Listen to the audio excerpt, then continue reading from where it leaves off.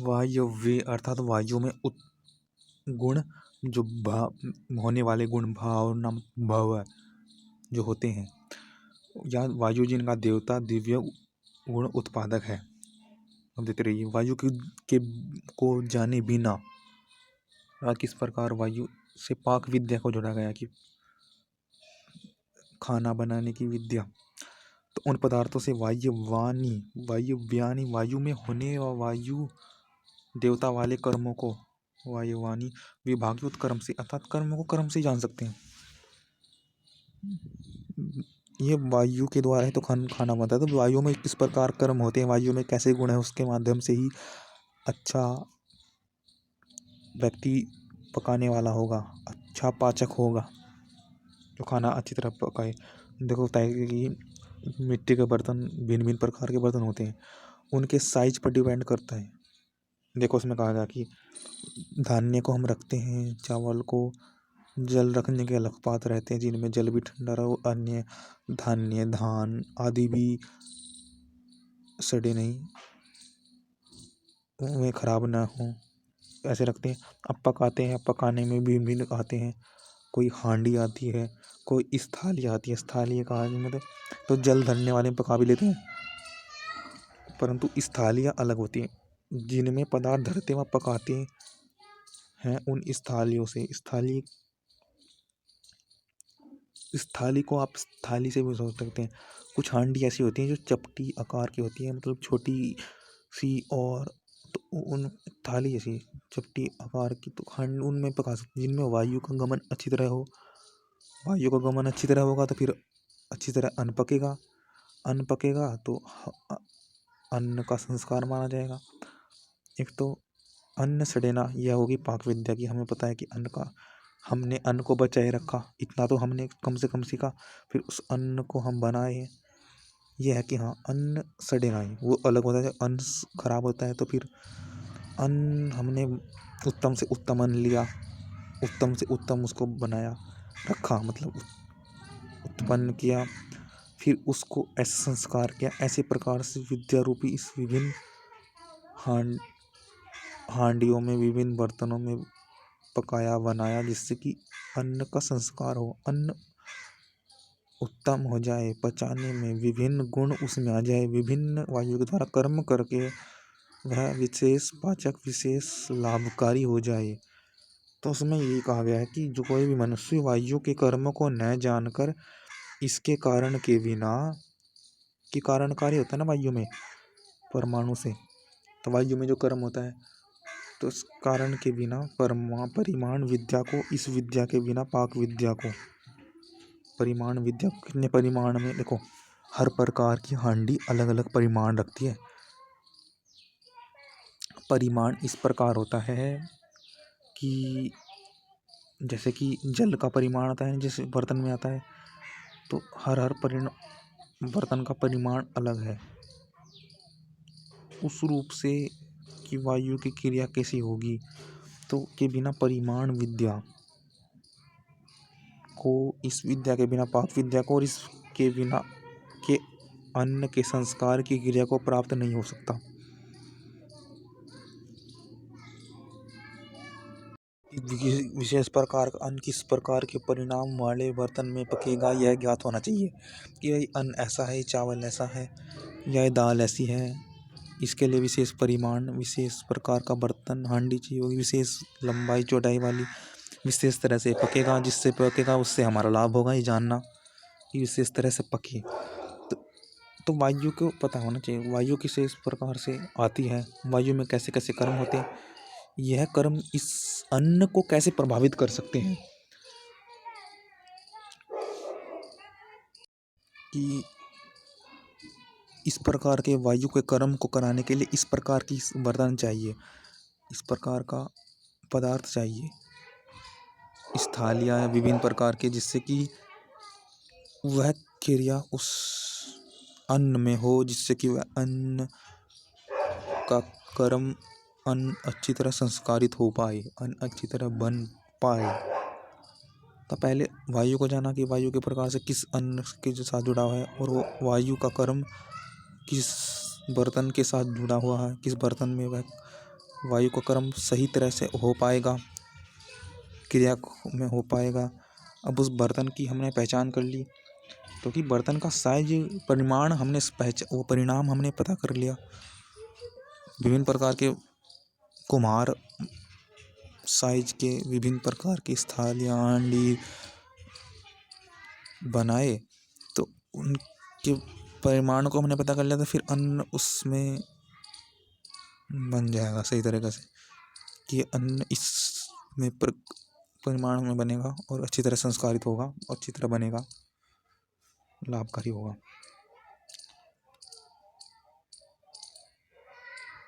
देखो विभिन्न प्रकार की तो छोटी बड़ी साइज की तो विभिन्न आकार अलग है, में स्वयं के अपने गुण होते हैं। विभिन्न आकार तो होता है बर्तन का विभिन्न, जैसे कि थाली दिखने में ऐसा गुण ऐसा है, इसका कर्म ऐसा, बर्तन का तो विभिन्न नया कोई अलग बर्तन इसका कर्म ऐसा है। तो बर्तन की को पहचान करके, बर्तन को जान करके उसका उपयोग करें। बद्री फल बद्र, इसमें कुवलम कोमलम बद्री फलम कोमलम, अर्थात वर्ण बदरम बद्री फल दुवर्ण युक्तम, वर्ण आकार होता है। देखो रंग तो सब फल के, बदर बद्री मतलब बैर का फल, तो फल के रंग तो सबके उसमें वर्ण में आकार लेते हैं। रंग भी ले सकते, रंग तो अलग अलग होते हैं। वर्ण आकार मतलब कितना मोटा है, तो ये आकार से पता होता है कितने, जितना समान आकार के होंगे इतने मतलब गुण मतलब एलिमेंट्स समान होंगे। पर एक होता है इसमें स्वाद, मतलब उसके स्वाद जैसा ही है, उसमें स्वाद ऐसा ही है, तो स्वाद से भी वो गुण हो सकते हैं समान, मतलब थोड़े थोड़े गुण मिल सकते हैं। और आकार से भी, आकार मतलब उसकी परत कितनी है, आकार तो एक आकार में दिखता है कि उतने समान आकार का एक आकार होता है कि उसकी परत, ऊपरी परत, उसमें खाने के लिए कितना उसमें लगते हैं, मतलब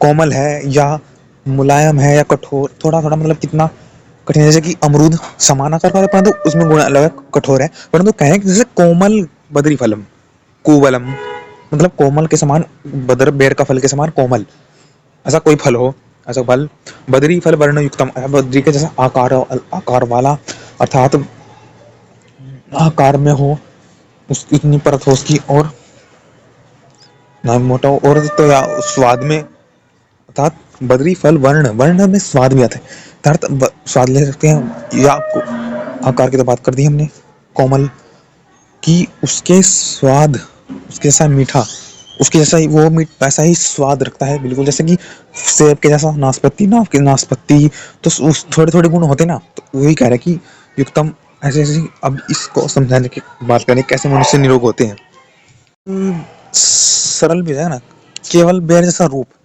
अर्थात कोमल, एक भी गुण होगा ना, मतलब कोमल भी फल, बेर जैसा कोमल प्रतीत, जैसा बेर कोमल होता है ऐसे ही बेर के जैसे सदृश, ऐसा ही कोमल फल, तो उसमें गुण ऐसे ही होंगे, तो वो भी इतना ही कार्य करता है बेल के जैसे, बेल कोमल बेर सा रूप, तो ये भी ऐसा ही। देखो ये भी इतना कोमल है, इसको खा लो तुम, इससे तुम निरोग हो सकते हैं। तो कोमलता देखो कि फल में कितने कोमल है, अगर ये ना मिले तो उस कोमलता को, उस ऐसा कोमल फल देख ले अन्य ऐसा ही, और ऐसे ही स्वाद का फल देख ले कि इससे रोग हुआ, ये फल है यहाँ पर, तो दूसरा फल ऐसे जैसा ही फल होगा, तो उसमें अन्य भी गुण होंगे जिससे कि हम वो रोग भी दूर होगा, और उसकी हमें गुणवत्ता भी मिलेगी उस फल की, जो हमें ये फल हमें उपलब्ध नहीं होता। तो फल से हम रोग से बचेंगे, और हम हमारी हमारे में बचेंगे, आवश्यक धातु अवयव मिलेंगे शरीर को, उससे बड़ी हो, जिससे कि हम अपने आप को पहचान पाए, बढ़ सके। तो ये भूजे हुए गेहूं आदि, मतलब गेहूं के समान, जो गेहूं ना मिला तो जो, अगर एक तो स्वाद में होता है जो,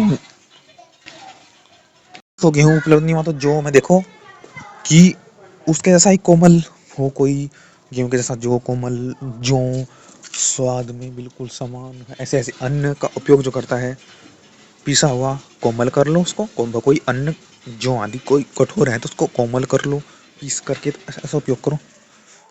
अन्यथा जौ को भून करके, भुना हुआ जौ, कोई गुज्जो होते हैं कुछ, अन्न ऐसे होते हैं जो भून कर खा लेते हैं, कोई खा सकते हैं, क्योंकि उनके ऐसे गुण हैं। कोई कठोर है तो उसको आप पीस करके नरम कर लो, कोमल कर लो, उसको वैसे पस जाएंगे। तो ये मेहनत से होती है ना, परिश्रम से। तो कुछ होते हैं जैसे कि चना भून के खाते हैं, कुछ चीज मटर, चना अगर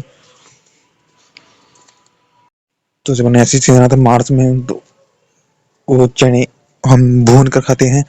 जो अभी लगभग तभी आता है मार्च अप्रैल के मई मई में, तो भून के खा लेते हैं आराम से। फिर उसके बाद में अभी अब आटा बनेगा तो आटे में खाएंगे, परंतु उस समय भून के भी खा सकते हैं। तो अन्य अन्य मक्का भून के खा देते हैं, मक्के की रोटी चूर्ण इत्यादि है। तो कोमल चाहिए तो कोमल खाओ। रोग के दूर करने के लिए कैसे पदार्थ चाहिए, क्योंकि भुने खाओगे तो अलग पदार्थ मिलेंगे, कोमल खाओगे तो उसमें किसी चूर्ण अन्न को भून कर खाओगे तो अलग गुण मिलेंगे, अवयव मिलेंगे।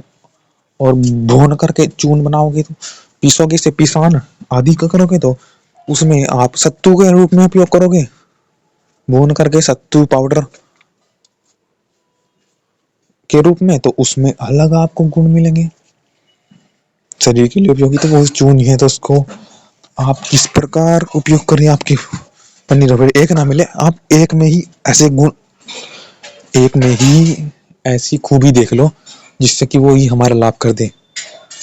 एक में ही ऐसे गुण उत्पन्न, एक में ही ऐसी क्वालिटी उत्पन्न करो, गुणवत्ता बढ़ाओ अन्न की, जो मनुष्य सब अन्नों का सुंदर रूप करके अन्न को भिन्न भिन्न रूप से बदलता रहता है।